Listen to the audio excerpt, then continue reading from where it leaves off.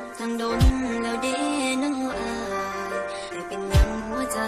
จังลืมบ่ได้สักทีอายทิมน้องไปมีผู้ใหม่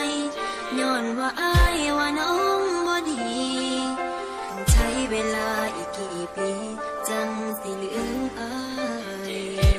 เป็นผู้สาวเก่าโดยบ่ได้ตั้งใจไอ้มีผู้สาวใหม่น้องก็หูดี